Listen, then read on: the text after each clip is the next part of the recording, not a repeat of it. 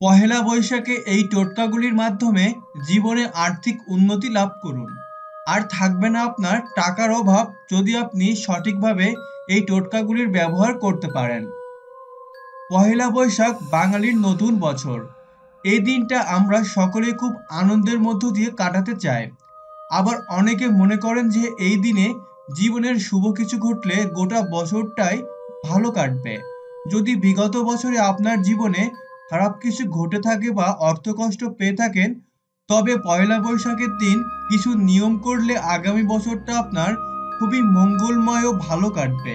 চলুন দেখে নেওয়া যাক কোন টোটকাগুলি ব্যবহার করলে আপনার এই পহেলা বৈশাখ খুবই ভালো কাটবে।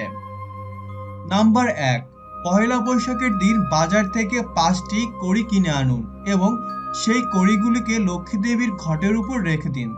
প্রতি বৃহস্পতিবার সেই কড়িসহ লক্ষ্মী দেবীর পুজো করতে হবে। এর ফলে মা লক্ষ্মী খুবই প্রসন্ন হবেন। এতে আপনার সংসারে শ্রীবৃদ্ধি ঘটবে। আর্থিক অনটন থেকে আপনি মুক্তি পাবেন। থাকবে না আপনার টাকার অভাব।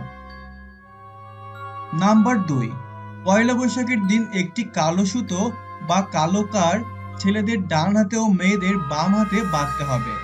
এতে গুপ্ত শত্রুর হাত থেকে আপনি মুক্তি পাবেন। তাছাড়া শনিদেবের কুপ্রভাব থেকেও আপনি দূরে থাকতে পারবেন।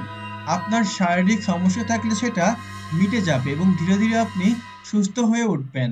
ঠিক এইভাবে হলুদ সুতো বাঁধলে বৃহস্পতি গ্রহের ভালো ফল পাওয়া যায় এবং মা লক্ষ্মীর কৃপাও আপনি লাভ করবেন।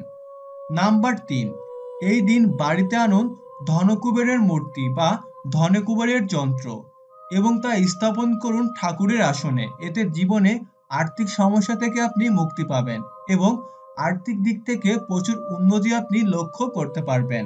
টাকা পয়সার অভাব আপনার মিটে যাবে।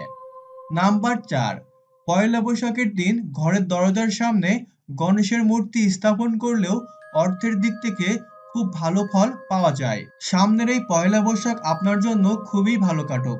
আনন্দের সাথে পয়লা বৈশাখ উদযাপন করুন। আপনার জন্য শুভকামনা রইল। ভিডিওটি আপনার কেমন লাগলো অবশ্যই কমেন্ট করে জানাবেন। ভিডিওটি আপনার ভালো লাগলে লাইক ও শেয়ার করতে ভুলবেন না। ধন্যবাদ।